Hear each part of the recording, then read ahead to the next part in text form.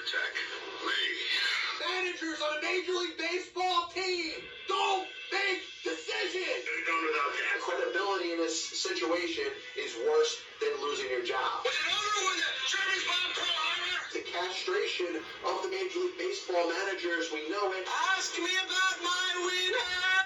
Though things have gotten a little better for the St. Louis Cardinals over the past week or so, we are looking at a once proud, probably one of the most esteemed and respected franchises and well-run organizations in the entirety of sports history, going through a rough patch and actually looking like the opposite of that in regards to the handling of the situation with Willson Contreras behind the plate as the catcher.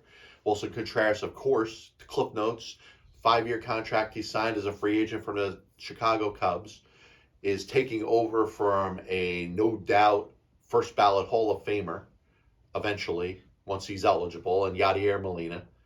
Led the team to 2 World Series championships, Molina did. And obviously the expectation is whoever's going to take over for one of the greatest defensive catchers to ever play Major League Baseball, it's going to be a tall order. And I've said all along, when it comes to legends, when it comes to greats, you don't want to be the person that takes over for the great. You want to be the person that takes over for the person that took over for the great. Because the standards and the expectations are going to be so high. And I think there's an element of this that hasn't been discussed enough, is the burden that Willson Contreras or whoever was going to be the next St. Louis Cardinals catcher was going to have to try to be Yadier Molina. Now, the issue here really coming out is the handling of this situation by the St. Louis Cardinals, which was very poor. And it's something that's unexpected, like I said, from an organization that goes back to the days of August Bush and Branch Rickey and all the positivity of the well-run organization that the St. Louis Cardinals have been. They had a bad moment here. Now, I'm glad to see Contreras is back behind the plate where he should be. I'm glad that there is a relationship there between him and the pitchers. They have to understand that things are going to be a little bit different when somebody's catching them that's not named Yadier Molina. So that's number one. I think that's pretty much loud and clear spoken about. Hopefully, Cardinals, who are off to a very bad start, are playing a little bit better baseball, and I expect them to at least be in the mix to right the ship, because the Cardinals are too well-run of an organization, but also have too much talent to sit there and be in the doldrums of what I believe is still a weak National League Central division. Are the Pirates going to win the division? Hey, they're off to a good start. Are the Brewers going to win that division? Are the Cincinnati Reds a little better than people thought? Maybe. This all could be true. But at the same time, the St. Louis Cardinals are still the St. Louis Cardinals, an organization that I'm certainly not quitting on right now. Now, Tim Anderson is the shortstop for the Chicago White Sox. And there was a video, or I don't know, like a little snippet of perhaps him saying, I hate something. It looked like he said, I hate the pitch clock. But, you know, the narrative that has been out there is to try to knock Tim Anderson. And I'm wondering if it is racially motivated. Now, if you look at a player like Tim Anderson, who I think feels the burden of being one of the few or the low percentage of African-American players playing in baseball, you do feel that. If you're such a small group of an entirety, I feel like it's something that you're going to let get to your head. So do I think Tim Anderson maybe shows it a little more than others?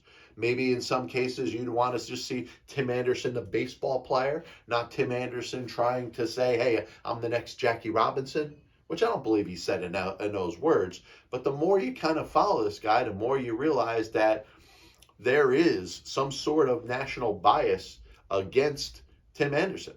And all he wants to do is go out there and play baseball. And did he say, I hate this place? It looks like he could have said, I hate the pitch clock. And as I'm reading his lips a little bit better than I believe most do, it looks like he didn't say, I hate this place. But if there's a narrative against somebody, you're going to find the extreme and find the worst thing that somebody could have possibly said. And even if he did, if he hates this place, hey, maybe he hates baseball, maybe he hates the White Sox. Jose Abreu's standing there right next to him, agreeing with him. And Jose Abreu, obviously a legend in the Chicago White Sox community, I believe is number 79 at some point, should be retired amongst the Chicago White Sox greats. Obviously now playing for the Houston Astros, whatever it was, Jose Abreu agreed with him. And nobody has an issue with that. So once again, when it comes to race in baseball, and once again, baseball is still a white man's game. And you obviously see a great influx of Latin and even Asian stars, whether it's from Japan and Korea and stuff like that. That it's more of a melting pot than it's been before. But if you're looking at the amount of blacks that are playing Major League Baseball, and once again, it's not a matter of why or how. The fact needs to be reported. And Tim Anderson has faced an awful lot of scrutiny for being a minority in the sport. I wanted to speak a little bit about Eric Hosmer. DFA'd by the Chicago Cubs almost is a completely unwanted commodity as it comes to Major League Baseball right now. And you're looking at a player that signed a big 8-year contract with the San Diego Padres, and for the rest of his playing career, or maybe the rest of his life, he is going to be known for signing that contract. And that's kind of silly, because he's the one that signed the contract. It was obviously very lucrative for him. If you were in that situation, you would have done the same thing too. It's the San Diego Padres that overpaid. And the San Diego Padres decided at some point that Hosmer was not the answer for their attempts to win a World Series championship. They added Juan Soto, obviously the signing of Xander Bogaerts in his past offseason. They're going for it, but at some point determined that Hosmer was not the dude. So they had a right to basically pay the contract and pay him to not play for the San Diego Padres. They tried to trade him to the Washington Nationals in a Juan Soto trade, which Hosmer had the right to reject that trade. They ended up dealing him to the Boston Red Sox pretty much the next day. And the Red Sox, who got him for the league minimum, decided in the offseason that he wasn't a fit there. Now, you keep hearing that Eric Hosmer is a good clubhouse guy. Well, wouldn't that be something that Boston needed? For somebody that's just taking some at-bats, maybe at DH, a little bit of first base.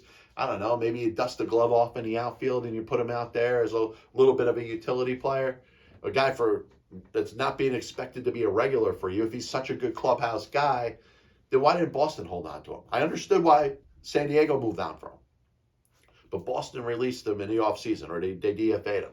The Cubs, who brought him in a team that's looking to kind of turn the corner, maybe there's not enough at-bats available for him, they decide to DFA him right here. Now, you keep hearing Eric Hosmer's a good clubhouse guy. I'm watching, like I said, I'm not holding the Padres situation against them, but I'm watching in Boston and now the Cubs. All right, is he pushing for more playing time than he's getting and maybe causing a disruption there? Or number two, is he just not that really good teammate that people have made him out to be? Now, you look at the NBA, the final 4 teams that are available. You got the Denver Nuggets and the Los Angeles Lakers and the Boston Celtics and the Miami Heat. You still have 2 of the 2 most esteemed franchises in the history of the National Basketball Association, with 17 championships apiece with the Celtics and the Lakers. You got the Miami Heat and Eric Spoelstra and Jimmy Butler, and they're 3 NBA championships that Butler has not won yet. And then the Denver Nuggets with the best player in the sport, in Nikola Jokic, as they seek their first NBA championship. Now, I feel like both of these series are going to go pretty deep. I think the Miami Heat all along have been underrated. You're looking at a team that is pretty much at the top of the conference each of the last several seasons, and they kind of waddled their way into the playoffs with the number 8 seed. They're every bit as good as the other 3 teams that are here. And, the couple wins that they had on the road in Boston is showing that. Maybe they're on their way to the NBA Finals. The Denver Nuggets, that I've been a big proponent of Nikola Jokic. I think that if he wins an NBA championship, you got to start talking about him amongst the most dominating players to play in the National Basketball Association. And obviously you have LeBron James. I'm always going to root for LeBron. To me, the best player to ever play in NBA history. Jordan's got to be there, but LeBron really is the staple of a person that just goes out there and just plays all the time. There's no low management with him. He has never stepped away from the basketball at any point of his career. He's gone out there and competed. He's competed in tough environments like Los Angeles, in a situation this year where they had Russell Westbrook and Patrick Beverley, and this is a team that didn't look like it was well constructed. And general manager Mitch Kupchak went out there and made some moves and brought in different players, and now LeBron's leading them. The Lakers are a great story for basketball this year. I know they're one of the more hated teams in sports, but I can't help but root for LeBron. And then there's the Celtics. You got to start talking about Jason Tatum's place as one of the top players in the game. You know, the Celtics probably have the deepest team left in the postseason. I'm hoping to see a couple 7-game series because I think there's a lot of good basketball that we get the opportunity to see. Part of me says, hey, I'd like to see Jokic and Denver get their first championship. But man, be nice to see LeBron win as well. And we have to start out today's Saving Sports History segment with a little bit of a somber note. Of course, all-time great running back for the Cleveland Browns, Jim Brown, passed away. And you're thinking about the dominance that he had over a very brief time in the National Football League. And he was negotiating a contract with Art Modell, and he decided rather than play another season in the NFL, he went into acting. At the time that he decided to walk away, he was reading some lines for a movie, and it was delaying his entrance into training camp. And the owner kind of gave him a hard time. He said, you know what?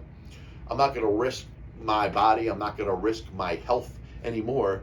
There's plenty more that I have to accomplish over the course of my life. And Jim Brown was able to do that, not just as an actor, obviously not just as an athlete, but as a very good activist, as a very good representation of equal rights, and it was just a tremendous, force.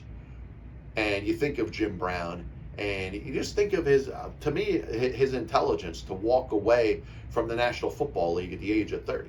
Because you see a lot of players do that now, and it's kind of become, all right, well, we know how violent the NFL is. You know how violent, the physical contact and the demanding nature, concussions, the Will Smith movie, everything that's come into light within the last 20, 30 years. You understand why players walk away now. Jim Brown was able to see that at age 30, by the way, in the 1960s. That's a long time from now. Football grew to be the dominant sport with the Super Bowl and the whole thing. He retired right before the first Super Bowl. So, a championship running back, a intelligent dude, had an incredible life. And I can't name another running back in National Football League history going back to the year of 1920 that was any more dominant than Jim Brown. He's number one. Not number one because he's deceased. Number one because, dude, he led the league in rushing all but one of his seasons. Was the most dominant force in a game.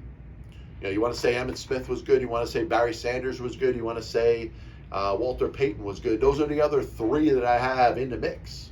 I look at Lenny Moore in a different NFL, even though he played around the same time as Jim Brown. Was kind of used differently, but was very, very dominant. Gale Sayers, of course. And you think, of course, some of the backs that came after that, whether it's Tony Dorsett. There's some really good running backs to play in the NFL. Listen, you could bring the best of the best, put it right up to the table. You're not going to be able to beat the dominance of Jim Brown, and he's certainly going to be missed. So today is the 20th day of May 2023. Things that happened in the history of sports during today's Saving Sports History segment.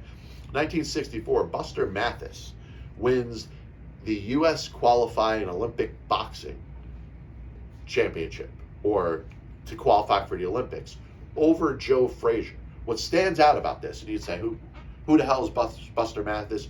Who the hell cares that he beat Joe Frazier in this Olympic qualifying tournament? Now, Mathis injured his thumb and was unable to participate, even though he had beat Frazier to qualify. Frazier ends up going in as a replacement and wins the gold medal. Pretty freaking cool. 1972, the Indiana Pacers won the ABA championship with a victory over the New Jersey Nets, 4-2. 1978, Steve Carlton, aboard the horse Affirmed, ends up winning the second leg of the Triple Crown by winning the Preakness. Obviously, would be the last for many, many years horse to win the Triple Crown.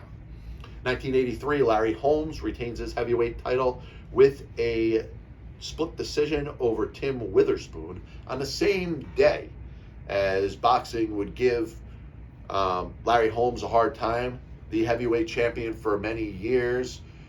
They came up with all these different variations of the title, and Holmes would relinquish it without having to fight. So one of the heavyweight titles that was on the docket for that same day, the same day that Holmes beat Witherspoon, Michael Dynamite Dokes against Mike Weaver, ended in a draw. Imagine that. You got two guys fighting for some version of the heavyweight title when you have a secure heavyweight champion, and then it ends in a draw. You know what? That's probably what they deserved. Not the fighters, but boxing deserved at that time. Same day, 1983, Steve Carlton passed Walter Johnson to be the number 2 all-time in regards to strikeouts amongst pitchers. Nolan Ryan sitting there at number 1, but there was a part of 1983 where there was actually Carlton and Nolan Ryan and Gaylord Perry that were all kind of in the mix, kind of bouncing back and forth between 1, 2, and 3, all kind of hitting Walter Johnson's all-time record around the same time. 1985, the before-mentioned Holmes beat Carl Williams to retain his heavyweight title. 1988, Michael Jack Schmidt hit his 535th career home run to put him 8th all-time amongst Major League Baseball home run hitters. Obviously, there's been several players that have passed that up to this day. To me, there's no doubt he was the greatest third baseman to ever play in baseball history. Now, I kind of have a little bit of a tie between him and A-Rod, but I give Schmidt the advantage because A-Rod was a shortstop for the first decade or so that he played in Major League Baseball. So I look at it, I say, Schmidt's the best third baseman, the best overall third baseman, probably the best power hitting third baseman to ever play in Major League Baseball history. Birthday is on this day of May 20th. Hal Newhouser, 2-time MVP of 1944, 1945, 1945 World Series champion with the Detroit Tigers. Great pitcher, won the pitching Triple Crown in 1945, was born on this day in 1921. Hall of Fame head coach Bud Grant. 4 times he was in the Super Bowl as the coach of the Minnesota Vikings. Also was an NBA player with the Los Angeles Lakers when they won the championship in Minneapolis in 1950. Was born on this day in 1927. Former Cardinals third baseman, the before mentioned Cardinals. Ken Boyer was born on this day in 1931. Legendary Chicago Blackhawks star Stan Mikita was born on this day in 1940. Former Yankee outfielder and one of the heir apparents to Mickey Mantle. Kind of a tough spot for him, but he will always live in the life of Yankee lore. Bobby Mercer was born on this day in 1946. So was Craig Patrick, the forward of the Pittsburgh Penguins, 3-time Stanley Cup champion as a player and then as a coach, 91, 92, 2009. David Wells, Boomer Wells, not the original Boomer Wells. The original Boomer Wells played as an outfielder for the Toronto Blue Jays, played in Japan in the early 80s. But the well-known David Wells, former Yankee pitcher, World Series champion, born on this day in 1963.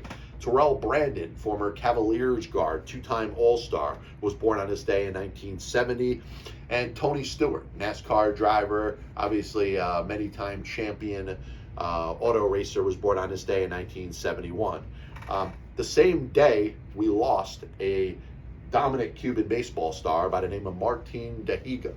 One of the better offensive position players, even though he was a two-way player. We spent a lot of time talking about Shohei Ohtani and his comparisons to Babe Ruth. Have there ever been other players to dominate both sides of the ball, to be able to pitch and hit? And Martin Dihigo was able to do that as well. When I was compiling my top 100 offensive position players, I really, really wanted to find a space for Dihigo in there. just a dominant player, but he was just as good of a pitcher. And because it was such an offensive-centric list, I had to leave him off. But certainly somebody that has been one of the more dominant forces and players in baseball history. We also lost Sid Howe, the Hall of Famer, three-time Stanley Cup champion in 36, 37, and 43 with the Detroit Red Wings. He died on this day in 1976. Claire B., a college basketball star, LIU, two-time undefeated seasons in 36, 39, NIT championships 39 and 41, passed away on this day in 1983. We lost college football Hall of Famer Billy Cannon, 1959 Heisman Trophy winner, on this day in 2018. And also, rest in peace, we lost Roger Engel, one of the better baseball writers in the history of the sport, on this day last year. This is the Pass Ball Show, brought to you by JohnPielli.com, by St. Aloysius Church in Jackson, New Jersey, by Two Ways, One Passion Food Truck located in Scranton, Pennsylvania. If you're interested in hearing me flap my yap mouth, you can check me out on Spotify, Apple Music, Amazon Music, and of course videos on YouTube. Until next time, God bless you, and as always, I'll see you on the other side.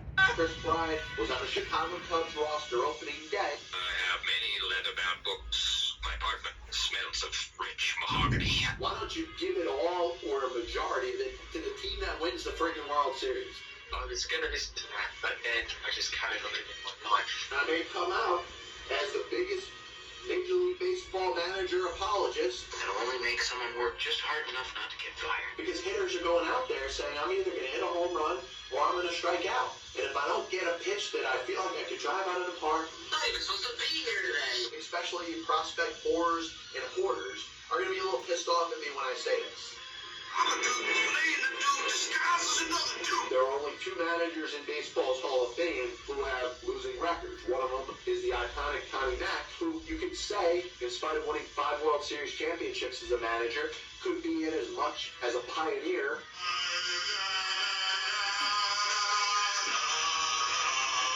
And what side of the spectrum they're on? Were they pitching? Were they batting? If your favorite team was pitching and a ball got inside and hit a batter, there's no way it could have been on purpose. But if you were a fan of the team that was batting and a ball got inside and hit somebody or went behind somebody's head, absolutely 100%, unequivocally, that pitcher was throwing at.